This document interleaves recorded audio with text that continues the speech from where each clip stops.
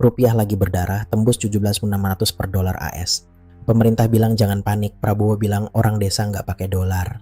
Pertanyaannya, kalau hukum dan kebijakan ekonomi kita kayak gini, rakyat harus ketawa atau nangis? BBC dan CNN Indonesia laporin rupiah makin melemah, investor panik, pasar goyang. Tapi di tengah drama ini muncul komentar, orang desa nggak pakai dolar. Lah, emang bener, orang desa belanja pakai rupiah, tapi harga beras, minyak, pupuk semua ikut naik karena dolar. Jadi kayak bilang, nggak usah takut hujan, toh kamu nggak keluar rumah. Padahal atapnya bocor. Purbaya, pejabat BI, buru-buru jelasin maksud Prabowo. Katanya, rakyat kecil nggak langsung kena dampak dolar, tapi publik udah keburu bikin meme. Jadi kebijakan ekonomi kita kadang kayak stand up comedy. Niatnya serius, tapi punchline-nya bikin ngakak.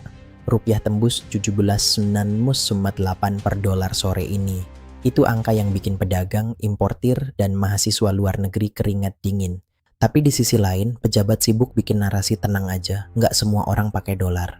Jadi hukum dan kebijakan kadang kayak dokter yang bilang, sakitmu nggak parah sambil kasih tagihan miliaran. Masalahnya bukan cuma rupiah melemah, tapi cara pembuat kebijakan menenangkan rakyat, alih-alih solusi konkret yang keluar malah kalimat-kalimat absurd. Jadi hukum dan pembuat kebijakan di Indonesia kadang bukan soal melindungi rakyat, tapi soal siapa yang paling lucu di headline. Publik pun cuma bisa nonton sambil bikin meme. Ada yang bilang orang desa nggak pakai dolar, ada yang bilang orang kota juga nggak pakai dolar, tapi harga barang tetap naik. Jadi hukum dan kebijakan kita kadang lebih mirip drama komedi daripada strategi ekonomi. Jadi rupiah berdarah ini bukan sekadar angka, tapi bukti kebijakan dan pembuat hukum di Indonesia kadang jadi bahan ketawa pahit.